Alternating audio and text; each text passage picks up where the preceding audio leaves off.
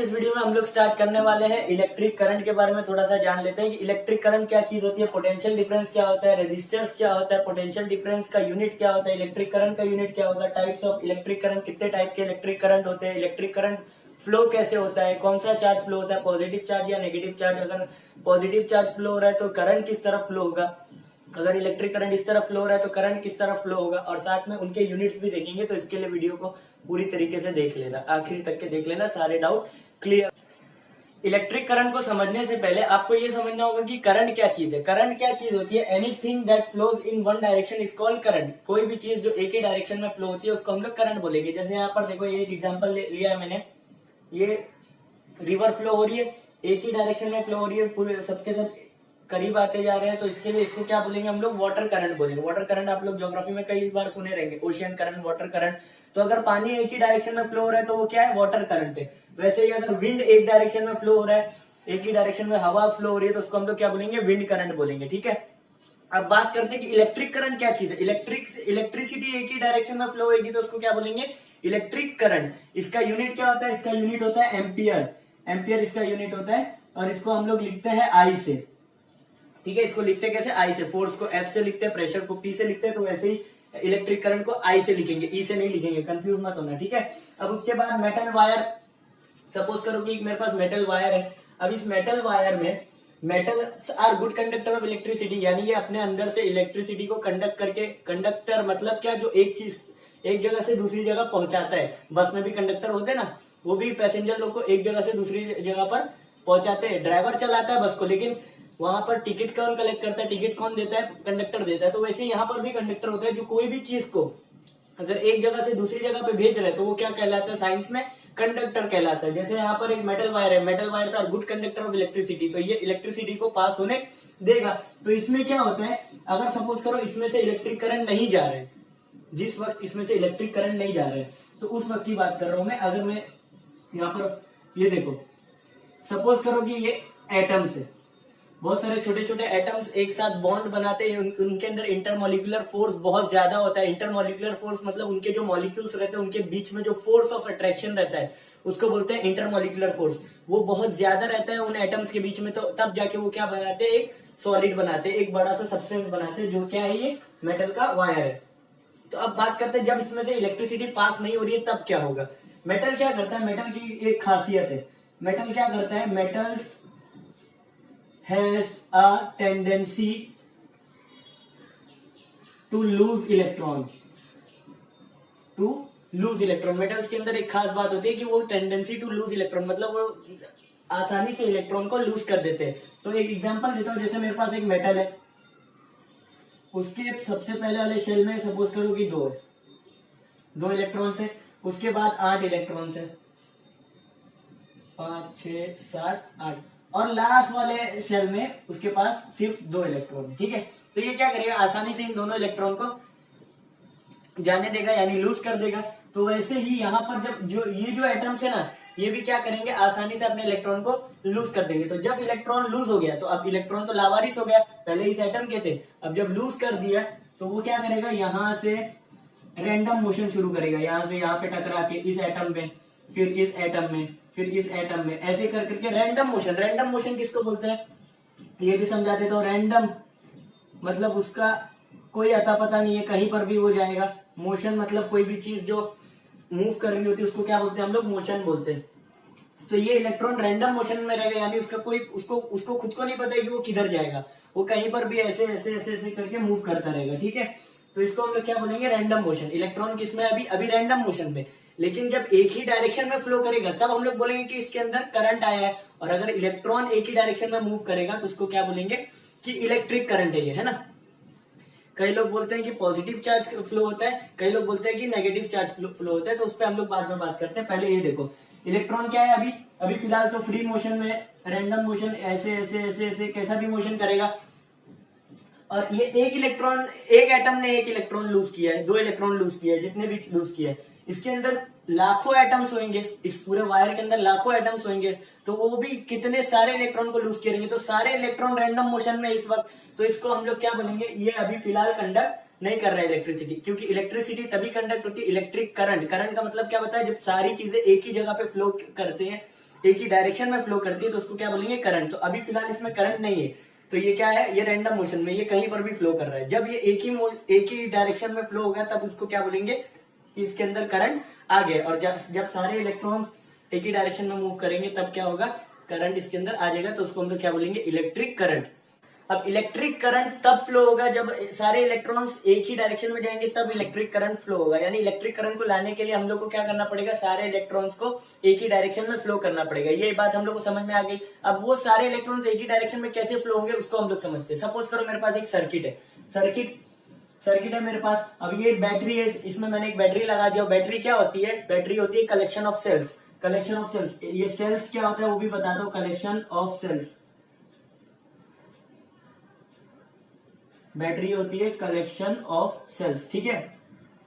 तो बैटरी क्या होती है, कलेक्शन ऑफ सेल्स। सेल क्या होता है, सेल कोई भी एक सेल, रिमोट के अंदर जो एवरेडी का सेल आता है, ड्यूरासेल, ये जो जितने भी सेल होते हैं ना, उनको जब आप एक ही साथ जोड़ देते, बहुत सारे सेल्स को मिला देते, तो तब जाके क्या बनती है, बैटरी बनती है। बैटरी से हमेशा हम लोग को डीसी करंट मिलता है, अल्टरनेटिंग करंट, एसी करंट वो दूसरे सोर्स से मिलता है, ठीक है। तो अभी फिलहाल हम लोग डीसी करंट की बात करें। डीसी करंट भी क्या होता है वो भी मैं समझाऊंगा, ठीक है। अब उसके बाद सपोज करो हमारे पास एक बैटरी है, इसमें मैंने एक बल्ब ज्वाइन कर दिया हूं। अभी फिलहाल ये जल रहा नहीं है, जब इसके अंदर से इलेक्ट्रिसिटी पास होगी तब वो जलेगा। क्यों नहीं जल रहा है, क्योंकि यहाँ पर ये जो प्लग की है, प्लग की क्या होता है, जो हमारे घर पे बटन होती है ना, वो भी इसी की तरह काम करती है, ठीक है। तो ये अभी फिलहाल खुला हुआ है, जैसे ये बंद कर देंगे तो इसके अंदर से करंट फ्लो होने लगेगा, तो ये बल्ब जल जाएगा। ये क्या है, मेरा कंडक्टर है। कंडक्टर मतलब कोई भी चीज जो एक जगह से दूसरी जगह पहुंचाती है, तो ये इलेक्ट्रिसिटी का कंडक्टर है, एक जगह से दूसरी जगह पे इलेक्ट्रिसिटी को पहुंचाएगा। ये बैटरी से लेके पूरा बल्ब से होते हुए यहाँ से यहाँ तक के पूरा ये करंट को पहुंचाएगा। तो इसके लिए इसको क्या बोलेंगे, कंडक्टर बोलेंगे। ये करंट को एक जगह से दूसरी जगह पे पहुंचाता है। अब समझते हैं हम लोग कि करंट फ्लो कैसे होगा। मैंने एक चीज बताया था आप लोगों को कि इसके अंदर इलेक्ट्रॉन्स जो होते हैं वायर के अंदर, कंडक्टर के अंदर, वो रैंडम मोशन में होते हैं। रैंडम मोशन में उनको हम लोग को एक ही डायरेक्शन में मूव कराना है, तो उसके लिए क्या करना पड़ेगा, सबसे पहले हम लोग बैटरी को समझते हैं। बैटरी क्या होते हैं, बैटरी के अंदर एक जगह होती है जिसको हम लोग बोलते हैं पॉजिटिव टर्मिनल, पॉजिटिव टर्मिनल बोलते हैं, और दूसरी जगह होती है जिसको हम लोग बोलते हैं नेगेटिव टर्मिनल। ये है हमारे बैटरी का नेगेटिव टर्मिनल। अब टर्मिनल क्या होता है, क्या चीज होती है टर्मिनल, ये भी हम लोग को समझना है। टर्मिनल जैसे आप लोग सुने होंगे छत्रपति शिवाजी महाराज टर्मिनस, तो टर्मिनस उसको क्यों बोलते हैं, क्योंकि वहां पर सारे ट्रेन आके वहां पर टर्मिनेट हो जाते हैं। उसके आगे जाने का रास्ता नहीं है, वहां से पीछे आ सकती है लेकिन उसके आगे जाने का रास्ता नहीं है। ये सारे ट्रेन का रास्ता वहां पर जाके बंद हो जाता है, तो इसके लिए उसको क्या बोलते हैं, टर्मिनस बोलते हैं। जैसे लोकमान्य तिलक टर्मिनस भी हो गया, बहुत सारे ऐसे टर्मिनस है इंडिया में।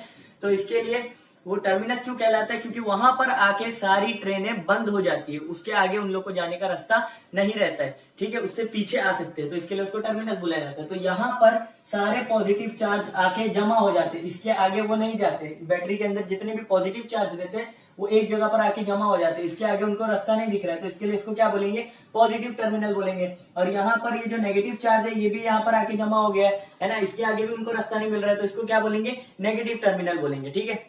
अब हम लोग समझते हैं कि करंट कैसे फ्लो होगा। करंट फ्लो करने के लिए मेरे को इलेक्ट्रॉन्स को एक ही डायरेक्शन में मूव कराना है। अब इलेक्ट्रॉन्स के ऊपर कौन सा चार्ज होता है, इलेक्ट्रॉन्स के ऊपर चार्ज होता है नेगेटिव चार्ज। इलेक्ट्रॉन्स के ऊपर होता है नेगेटिव चार्ज, ठीक है। इलेक्ट्रॉन्स का ये शॉर्ट फॉर्म है। इलेक्ट्रॉन्स को ऐसा ई बना के ऊपर माइनस लिख देते ताकि याद रहे कि ये नेगेटिव चार्ज है। ई और ऊपर माइनस लिख देंगे तो समझ जाना कि इलेक्ट्रॉन्स है, ठीक है। और प्रोटॉन्स होते हैं एटम्स के अंदर, प्रोटॉन्स, उसके पास होता है पॉजिटिव चार्ज। प्रोटॉन्स के पास क्या होता है, पॉजिटिव चार्ज, ठीक है। अब ये जो इलेक्ट्रॉन्स है इनके पास है नेगेटिव चार्ज, और यहाँ पर मेरे सारे नेगेटिव टर्मिनल पे सारे क्या, कौन से चार्ज जमा है, नेगेटिव चार्ज जमा है। तो यहाँ पर ये जो वायर जो यहाँ से जा रहा है, इस वायर के अंदर के जो इलेक्ट्रॉन है, अगर मैं यहाँ पर बना दूं, ये देखो, ये माइनस नेगेटिव टर्मिनल है, और यहाँ पर ये जो इलेक्ट्रॉन जो रैंडम मोशन में है। अब जब मैंने इसको इससे ज्वाइन कर दिया तो यहाँ के जो नेगेटिव चार्ज है वो क्या करेंगे, वो क्या करेंगे, वो इलेक्ट्रॉन को धक्का देना शुरू करेंगे। हमेशा याद रखना कि लाइक चार्जेस, यानी लाइक चार्जेस जैसे माइनस और माइनस, माइनस चार्ज, एक माइनस चार्ज दूसरे माइनस चार्ज को धक्का देगा, ठीक है, अट्रैक्ट नहीं करेगा, रिपेल करेगा, repel each other. Like charges repel each other, जैसे ये माइनस माइनस है और ये प्लस प्लस है, तो ये दोनों क्या करेंगे, रिपेल्शन करेंगे, रिपेल ईच अदर, ये लोग के बीच में क्या होता है, रिपल्शन होता है, ठीक है। और अनलाइक चार्जेस, जैसे एक प्लस है और दूसरा माइनस है, तो वो क्या करेगा, वो अट्रैक्ट करेगा, unlike charges attract each other, ठीक है, इतना समझ जाओ। अब उसके बाद ये माइनस नेगेटिव टर्मिनल, तो यहाँ पर सारे माइनस चार्ज होंगे, और इसके अंदर रैंडम मोशन में कौन है, इलेक्ट्रॉन है, उनके पास भी क्या है, नेगेटिव चार्ज है, तो वो ये नेगेटिव चार्ज उस नेगेटिव चार्ज को धक्का देगा, तो जब ये धक्का देगा तो ये इस तरफ थोड़ी भागेगा, इलेक्ट्रॉन के पास और कौन सी जगह है, वो ऐसे आने लगेगा, है ना। एक एक करके इसमें से सारे नेगेटिव चार्ज क्या करेंगे, सारे इलेक्ट्रॉन्स को धक्का देना शुरू करेंगे, तो इलेक्ट्रॉन्स मोशन में आ जाएंगे एक ही डायरेक्शन में, और वो इस तरफ फ्लो होना शुरू कर देंगे, ठीक है। जैसे ही मैं इस प्लग की को बंद करूंगा, फिलहाल ये भी ये प्लग की खुली है, अब इसको मैंने बंद कर दिया, जैसे मैंने बटन दबाए थे, हम लोग अक्सर प्लग की बंद करते हैं एवरीडे लाइफ में, मतलब रोजाना हम लोग जो बटन बंद करते हैं ना, वो हम लोग प्लग की को ही खोलते बंद करते हैं, ठीक है, वो दूसरा टॉपिक है, ठीक है। अब हम लोग इसको समझते हैं कि ये इलेक्ट्रॉन यहां से मूव करना शुरू करेगा, यहां से होते हुए ये प्लग की के थ्रू यहाँ पे ऐसा मूव करेगा, फिर ये बल्ब के अंदर जाएगा, बल्ब फिर जलने लगेगा, ठीक है, बल्ब जलने लगा, उसके बाद ये इलेक्ट्रॉन यहां से मूव करके वापस से इस बैटरी में आ जाएगा, और फिर उसके अंदर वापस से रिएक्शन होगा, वापस से ये माइनस चार्ज वापस से ऐसे घूमने लगेगा। और ये बात याद रखना, जिस तरफ चार्ज फ्लो होगा, कई लोग बोलते हैं पॉजिटिव चार्ज फ्लो होता है, कई लोग बोलते हैं नेगेटिव चार्ज फ्लो होता है, लेकिन करंट क्या होता है, चार्ज का फ्लो होना, किसी भी चार्ज का फ्लो होना, उसको क्या बोलेंगे, इलेक्ट्रिक करंट बोलेंगे। तो वो पॉजिटिव चार्ज फ्लो है या नेगेटिव चार्ज फ्लो है, उससे हम लोग को मतलब नहीं है, बस चार्ज फ्लो होना चाहिए।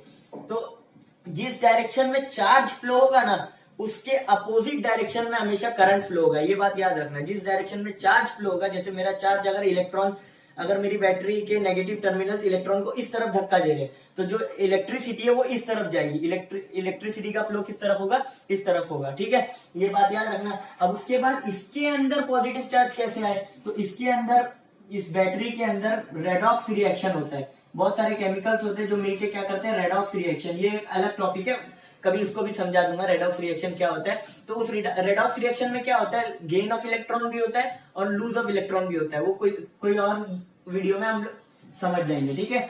अब उसके बाद यहाँ पर देखो, ये माइनस चार्ज, रेडॉक्स रिएक्शन में क्या होता है कि कोई इलेक्ट्रॉन लूज करता है तो कोई इलेक्ट्रॉन गेन करता है, एक ही साथ दोनों चीजें होते रहती है। तो जो इलेक्ट्रॉन को गेन करता है उसके पास माइनस चार्ज आ जाता है, तो वो सारे यहाँ पर आके नेगेटिव टर्मिनल पे जमा हो जाते हैं, और जो केमिकल्स इलेक्ट्रॉन्स को गेन करते हैं वो सारे पॉजिटिव, लूज करते हैं वो सारे पॉजिटिव चार्ज में हो जाते हैं, तो वो पॉजिटिव टर्मिनल पे आके जमा हो जाते हैं, ठीक है।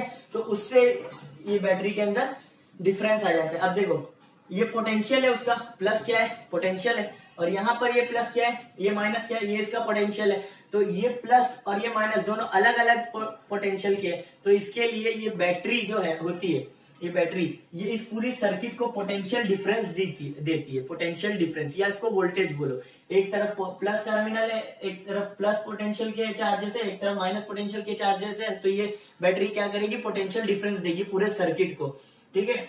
तो अब ये पोटेंशियल डिफरेंस क्या होता है, पोटेंशियल डिफरेंस उसी को बोलते हैं जो वोल्टेज होता है, पोटेंशियल डिफरेंस और वोल्टेज एक ही है। इसका यूनिट क्या है, तो पोटेंशियल डिफरेंस का यूनिट होता है पोटेंशियल डिफरेंस, पोटेंशियल डिफरेंस का यूनिट होता है वोल्टेज, वोल्ट, ठीक है। पोटेंशियल डिफरेंस का यूनिट होता है वोल्ट। जो हमारे घर में करंट आता है ना, वो भी पोटेंशियल डिफरेंस ही होता है, लेकिन वो बैटरी से जो करंट आता है, जो इन्वर्टर की बैटरी जो करंट देती है वो डीसी करंट देती है, और हमारे घर में जो स्विच से जो करंट आता है वो एसी करंट होता है, उसके बारे में हम लोग बाद में पढ़ेंगे। तो वो भी पोटेंशियल डिफरेंस से आता है, जो इन्वर्टर की बैटरी देती है, तो वो कितना वोल्ट देगी, वो ये वोल्ट होता है, ठीक है। और कितना करंट आ रहा है वो हम लोग किस में नापते हैं, वो हम लोग एम्पियर में नापते हैं, तो इसको भूलना मत। अब उसके बाद हम लोग देखते हैं कि करंट फ्लो होगा, ठीक है, पूरे सर्किट में फ्लो हुआ, करंट जैसे ही फ्लो होना शुरू हो गया, इलेक्ट्रॉन्स फ्लो होना शुरू हुए, यानी इलेक्ट्रॉन्स क्या, एक चार्ज है, तो चार्ज फ्लो होना शुरू हो गए, और अगर चार्ज फ्लो होना शुरू हो गया तो फ्लो ऑफ चार्ज को ही क्या बोलते हैं, इलेक्ट्रिक करंट बोलते हैं। तो इस पूरे सर्किट में हमारे पास इलेक्ट्रिक करंट आ चुका है। अब हम लोग देखते हैं कि पोटेंशियल डिफरेंस क्या काम करता है और रेजिस्टर किस काम आता है, ठीक है। तो इलेक्ट्रिक करंट क्या होता है, electric current flow of charges को क्या बोलते हैं, इलेक्ट्रिक करंट बोलते हैं। फ्लो ऑफ पॉजिटिव चार्ज या नेगेटिव चार्ज जो भी हो, फ्लो ऑफ चार्ज को क्या बोलते हैं, इलेक्ट्रिक करंट, उसको हम लोग एम्पियर में नापते हैं। पोटेंशियल डिफरेंस क्या होता है, वोल्टेज, वोल्टेज और पोटेंशियल डिफरेंस, डीसी करंट में पोटेंशियल डिफरेंस होता है, एसी करंट में वोल्टेज लगता है। ये पोटेंशियल डिफरेंस और वोल्टेज का क्या काम है? करंट को धक्का मारना, करंट को धक्का मारना, करंट को यानी इलेक्ट्रॉन्स को धक्का मारना। इलेक्ट्रॉन्स को पूरे सर्किट में धक्का मारते मारते कौन लेके जाता है? पोटेंशियल डिफरेंस और वोल्टेज लेके जाता है। ये यहाँ से करंट को धक्का मार रहे हैं कि तू आगे जा, और वहां से एक रेजिस्टर होता है। हम लोग घड़ी में कई दफा आप लोग देखे रहेंगे वाटर रेजिस्टेंस लिख के आता है, वाटर रेजिस्ट। उसका मतलब क्या होता है कि ये पानी से खराब नहीं होगी, इसके अंदर पानी जाने नहीं देते। तो वैसे ये रेजिस्टर भी वैसे ही है कि ये क्या करेगा? करंट को रोक के रखेगा। जितना उसकी क्षमता है, जितना वो उसके पास पावर है, उससे वो करंट को रोक के रखेगा। तो ये वोल्टेज क्या करता है? करंट को धक्का मारता है कि तू जा, और रेजिस्टर क्या करता है? करंट को रोक के रखता है कि मैं तेरे को आने नहीं दूंगा। ठीक है, तो बीच में करंट फंस जाता है। तो वो बहुत सारे अलग अलग टाइप के रेजिस्टर्स होते हैं। जैसे यहाँ पर एक टंगस्टन है, ये एक अलग टाइप का रेजिस्टर है। ये क्या करेगा? ये एक ऐसा रेजिस्टर है ना कि इसमें से अगर करंट फ्लो होगा ना तो ये क्या करेगा? गर्म हो जाएगा। गर्म होने के साथ साथ ये लाइट मारने लगेगा, यानी रोशनी ये जलने लगेगा। ठीक है, तो इसको देख के बल्ब का इन्वेंशन हो गया। टंगस्टन मेटल को जैसे ही करंट उसके अंदर से फ्लो किया हम लोग ने, तो क्या हो गया? टंगस्टन मेटल रोशनी देने लग गया, तो उससे हम लोग का बल्ब क्या हो गया? जल गया। तो इसी से बल्ब की इन्वेंशन हुई थी। ठीक है, तो ये भी एक अलग टाइप का रेजिस्टर है। एक रेजिस्टर होता है नाइक्रोम। नाइक्रोम क्या करता है? नाइक्रोम के अंदर से जैसे ही करंट पास करोगे ना तो नाइक्रोम जलने के बाद गर्म होने लगता है, एकदम गर्मी देने लगता है। तो वो नाइक्रोम को हम लोग किसके लिए यूज करने लग गए? नाइक्रोम को हम लोग यूज करने लग गए हीटर में, कि अगर इसमें से करंट पास करेंगे ना तो गर्मी देगा, तो इसको हम लोग हीटर में यूज करने लग गए। फिर एक कॉपर आता है।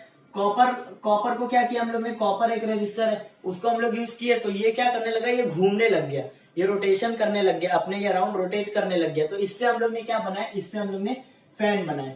ठीक है, तो ये रेजिस्टर का क्या काम होता है? रेजिस्टर करंट को रोकने की पूरी कोशिश करता है।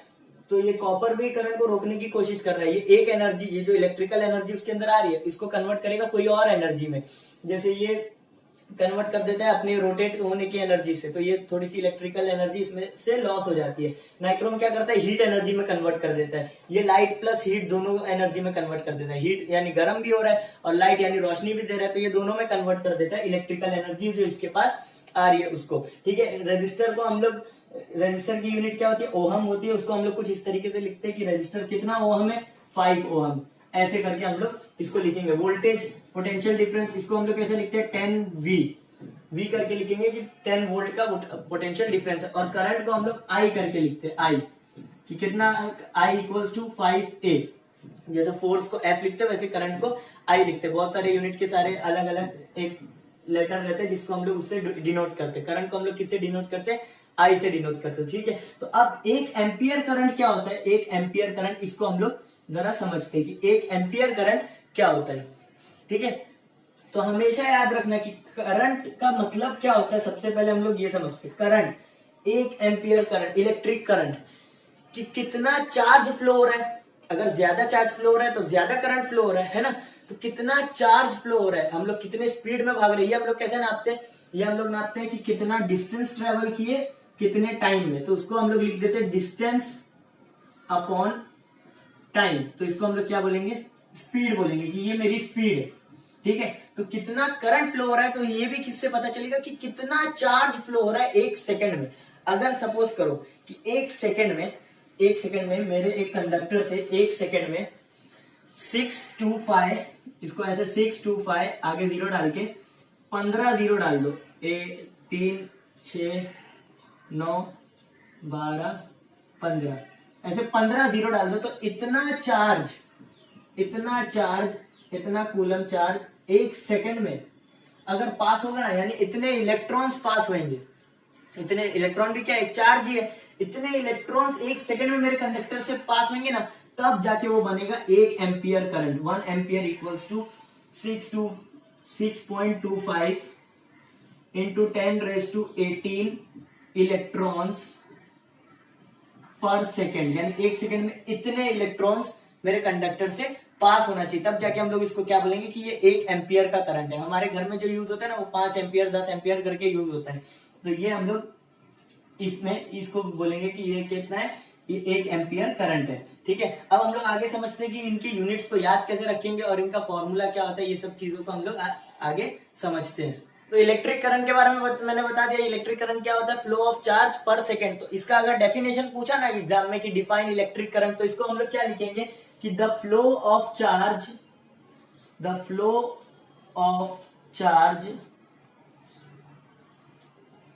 थ्रू अ कंडक्टर, किसी एक कंडक्टर के थ्रू, कंडक्टर क्या होता है बता चुका हूं, through a conductor per unit second. Unit second का मतलब होता है कि एक सेकेंड में, per unit second is called electric current. ठीक है, तो इसको हम लोग क्या बोलेंगे, इलेक्ट्रिक करंट बोलेंगे। तो मैंने क्या बोला, flow of charge per unit second, यानी एक सेकेंड में कितने चार्ज फ्लो हो रहे हैं, पर सेकेंड भी इसको हम लोग नापते हैं, या पर यूनिट सेकेंड जो भी बोलो। ठीक है, अब उसके बाद फ्लो ऑफ चार्ज पर सेकेंड, पर सेकेंड हम लोग बोलते हैं ना कि किलोमीटर पर आवर, मीटर पर सेकेंड कितनी स्पीड थी, तो वो पर को हम लोग कैसे लिखते हैं, किलोमीटर डिवाइड बाय आर, है ना, और ये मीटर डिवाइड बाय सेकेंड ऐसे करके लिखते हैं, मीटर डिवाइड बाय सेकेंड, है ना। तो इसको भी flow of charge per unit second बोले तो पर सेकेंड डाल दिया हम लोग ने, है ना। ये भी इसकी क्या हो सकती है, यूनिट हो सकती है, लेकिन ये यूनिट पहले हम लोग देखते हैं ना कि चार्ज की यूनिट क्या होती है। तो चार्ज की यूनिट याद रखना, चार्ज की यूनिट होती है क्यू, चार्ज की यूनिट होती है क्यू, और टाइम की होती है, चार्ज की यूनिट होती है कूलम, और टाइम की होती है सेकेंड, कूलम पर सेकेंड, यानी इसकी यूनिट क्या बन गई, कूलम पर सेकेंड, जिसको एकदम अच्छा सा नाम दे दिया गया एम्पियर करके। एम्पियर इसका एसआई यूनिट है, ये भी इसकी एसआई यूनिट बोल सकते हैं हम लोग कि कूलम पर सेकेंड भी इसकी एसआई यूनिट है, और एम्पियर भी क्या है इसकी एसआई यूनिट है। और चार्ज को हम लोग डिनोट किससे करते हैं, ये चार्ज को हम लोग क्यू से डिनोट करते हैं, और टाइम को टी से डिनोट करते हैं। तो ये आई जो है इलेक्ट्रिक करंट, इसको हम लोग बोल सकते हैं कि क्यू अपॉन टी बोल सकते हैं ना, चार्ज पर सेकेंड, यानी क्यू अपॉन टी। क्यू क्या है, चार्ज है, टी क्या है, टाइम है, तो ये क्यू अपॉन टी इसका फॉर्मूला बन गया आई का। आई यानी क्या, इलेक्ट्रिक करंट का फॉर्मूला बन गया क्यू अपॉन टी। अब देखते हैं कितने टाइप्स के करंट होते हैं। एक होता है एसी करंट, दो टाइप के करंट होते हैं, एक होता है एसी करंट और एक होता है डीसी करंट। ठीक है, हमारे घर में जो यूज होता है, जो पावर प्लांट से बिजली बन के आती है ना, जो मेन स्विच के थ्रू आती है, वो एसी करंट होता है, वो डीसी करंट नहीं होता है। डीसी करंट हम लोग पढ़ रहे थे फिलहाल, जो बैटरी से हम लोग को करंट मिल रहा था वो क्या था, डीसी करंट था। लेकिन जो हमारे घर में जो करंट आता है वो किस पे चलता है, वो एसी पे चलता है, एसी करंट होता है। वो एसी करंट का फुल फॉर्म होता है अल्टरनेटिंग करंट, डीसी का फुल फॉर्म होता है डायरेक्ट करंट। ठीक है, एसी करंट कहां से मिलता है हम लोग को, पावर प्लांट से मिलता है। जो माइकल फेराडे ने एक लॉ निकाला था ना, कि जिसमें से उन्होंने खोज करी थी, माइकल फेराडे ने क्या किया था, इन्वेंशन किया था कि मैग्नेट को रिवॉल्व करेंगे, अगर एक कंडक्टर के अराउंड अगर रिवॉल्व करेंगे तो वहां से हम लोग को इलेक्ट्रिसिटी मिल जाएगी। तो वो मैं किसी और लेक्चर में समझा दूंगा। ये डीसी करंट हम लोग को किससे मिलता है, बैटरी से मिलता है। इससे पहले सर्किट बनाया था तो उसमें बैटरी थी, तो वो इससे मिलता है। ये थोड़ा सा सस्ता पड़ जाता है, ये उतना ज्यादा महंगा नहीं पड़ता है, ये बहुत ज्यादा महंगा पड़ जाता है। क्यों, क्योंकि बैटरी की लाइफ ज्यादा नहीं रहती ना। बैटरी अगर हम लोग ज्यादा बड़ी बैटरी ले रहे तो वो भी एक ना एक दिन खत्म होना ही है उसको। और ये क्या है, ये चीपर रहता है। क्यों, क्योंकि ये एक बार जब सोर्स चल गया ना, जैसे आप लोग जनरेटर में देखेंगे ना, जनरेटर जो होता है उसको हम लोग ऐसे करके फोर्स अप्लाई करते हैं उसके ऊपर, है ना। तो वो बिजली पैदा कर देता है, डीजल जलने से, फ्यूल जलने से वो क्या करता है, बिजली पैदा करता है। फिर उसके बाद वो चलता रहता है, वो रुकता है तभी है जब हम लोग उसको रोकेंगे। लेकिन ये बैटरी, वो एसी करंट होता है जनरेटर के अंदर। लेकिन ये जो बैटरी, ये कभी ना कभी तो खत्म होगी, तो फिर दूसरी बैटरी लगाना पड़ेगा, या बैटरी को चार्ज करना पड़ेगा। तो बार बार बैटरी को चार्ज करना पड़ता है। जैसे इन्वर्टर में आप लोग देखे रहेंगे, बैटरी को बार बार चार्ज करना पड़ता है। तो ये थोड़ा सा महंगा पड़ जाता है, ये थोड़ा चीपर रहता है। इसमें 3 तरीके के वायर आते हैं, आप लोग देखना घर में 3 तरीके के वायर रहेंगे। रेड कलर का फेस रहेगा, फेस वायर, इसको लाइव वायर या हॉट वायर भी बोलते हैं। ब्लैक कलर का या ब्लू कलर का, कोई और कलर का रहेगा ना। रेड कलर का क्या रहेगा, फेज वायर रहेगा रेड कलर का। और ग्रीन कलर की अर्थिंग रहेगी। अर्थिंग क्यों लगाया जाता है वो भी मैं किसी और लेक्चर में बता दूंगा। और ये न्यूट्रल जो रहता है ना, वो कोई और कलर का रहेगा, या तो ब्लैक, ब्लू, येलो, कोई और टाइप का कलर का रहेगा। तो ये न्यूट्रल का फिक्स कलर नहीं है। ये रेड कलर फिक्स है कि फेज वायर के लिए ही रहेगा। अर्थिंग फिक्स है कि ग्रीन वायर के लिए, ग्रीन वायर फिक्स है कि अर्थिंग के लिए ही रहेगा। ठीक है, तो ये हम लोग को यार लेक्चर में डिस्कस करेंगे इसके बारे में एकदम डीप में। और इट हैज 2 टर्मिनल्स। ये देखो, ये डीसी करंट जो रहता है ना, इसमें 3 वायर नहीं रहते। ये क्या, एक ही वायर रहेगा, लेकिन उसके अंदर 2 टर्मिनल रहते हैं। एक होता है पॉजिटिव टर्मिनल और एक होता है नेगेटिव टर्मिनल, जो हम लोग बता चुके हैं। उसके अंदर पॉजिटिव चार्ज होता है और नेगेटिव चार्ज होता है। इसके अंदर फेज वायर, न्यूट्रल वायर और अर्थिंग वायर रहता है, जिसको हम लोग, आप लोग कमेंट कर देना तो मैं कोई और वीडियो में उसको समझा दूंगा कि एसी करंट क्या होता है और कैसे हम लोग के घर में बिजली बन के आती है, और किस तरह ये जो 3 वायर रहते हैं उसके अंदर क्या क्या चीजें रहती है, फेज वायर क्या होता है, न्यूट्रल वायर क्या होता है, अर्थिंग वायर क्या होता है, ये आप लोग कमेंट कर देना तो मैं उसके ऊपर दूसरा वीडियो बना दूंगा।